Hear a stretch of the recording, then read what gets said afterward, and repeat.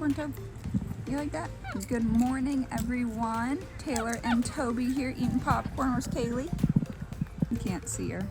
So it's a beautiful day here in South Florida. We're just sharing a snack in our hammock, in our big cage, just some popcorn. Later today, when Rhett gets home from work, we're gonna feed some Wanglers Vipers and kind of show you the care on those. But first, I figured I would show you guys kind of how my mornings tend to go. Just hang out with the monkeys and have a nice, relaxing day. And it's beautiful. Get all that. And it's a beautiful environment. I love you.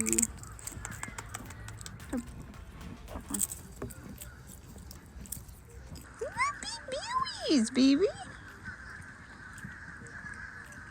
Got the booty meat. Okay, hold on, let me show you. Alright, so Rhett is home from work, so I can't hang out with the monkeys and have fun anymore. I have to come in here and feed and clean snakes. Yes, so let's get to it. Here's a pair of our young eastern diamondback rattlesnakes. These are my absolute favorite snakes in Florida, and if you guys have seen our other videos, you know that we spend a lot of time catching and relocating these out of backyards here in South Florida.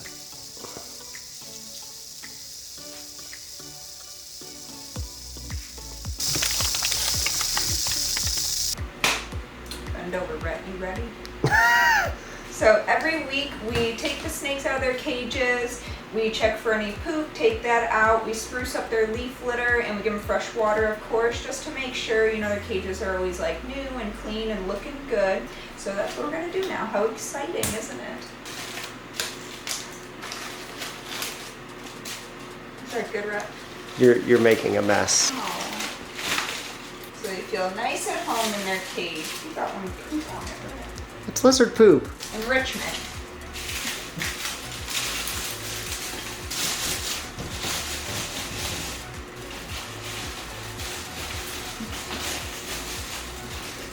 And fresh water. You wanna what? Ready to put them back?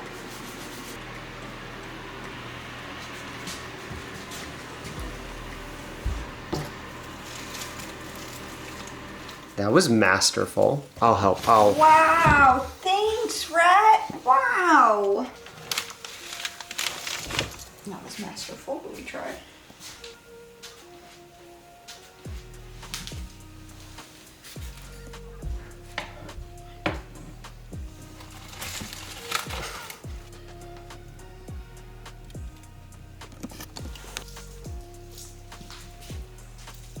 These are mid-American rattlesnakes in Mexico. They're often called cascabel. This is the female.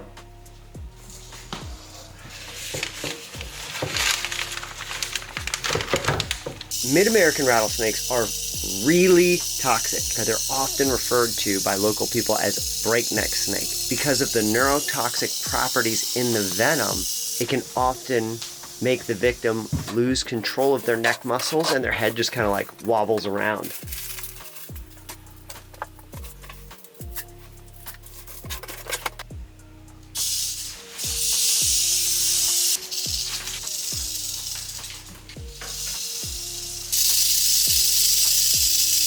So we had to switch places because the gaboon's a little too heavy for my liking. So this is Rhett's job.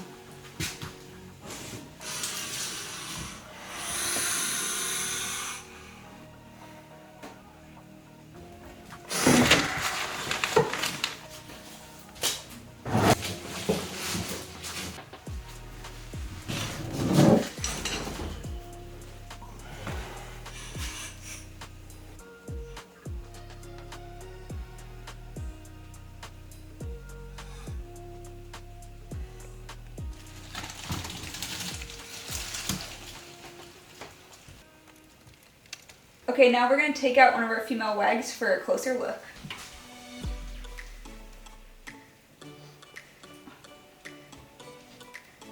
You got her.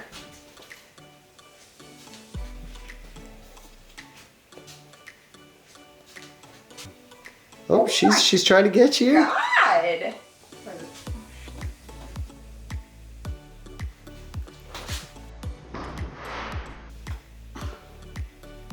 You've never seen them wag their tails.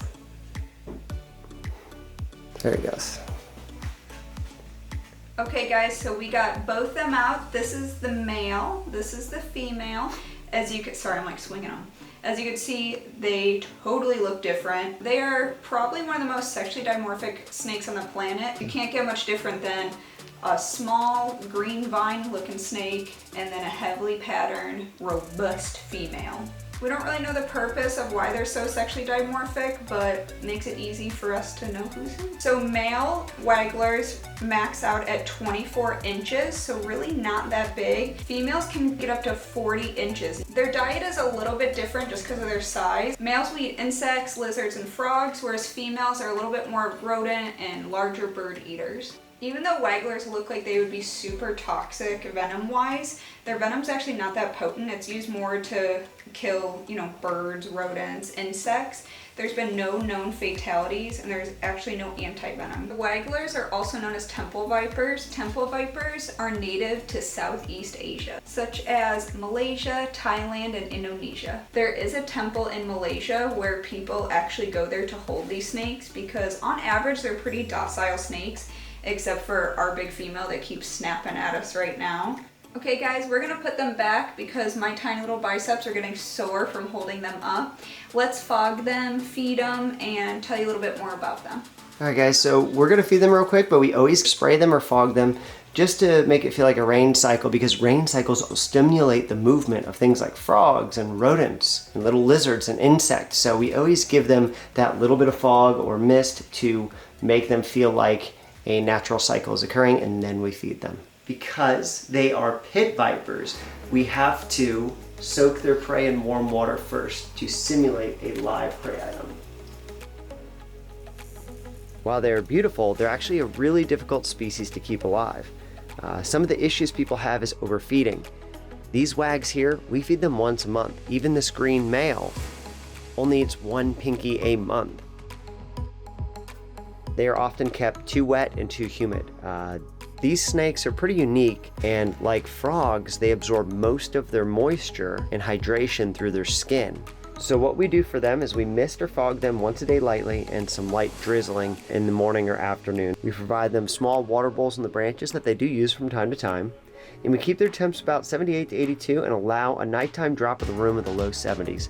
But they're a very low maintenance snake once you have them dialed in. Alright guys, I hope you enjoyed meeting some of our Wanglers Vipers. So make sure to like, subscribe, and we'll see you next time. Hit the notifications, right? You always forget one.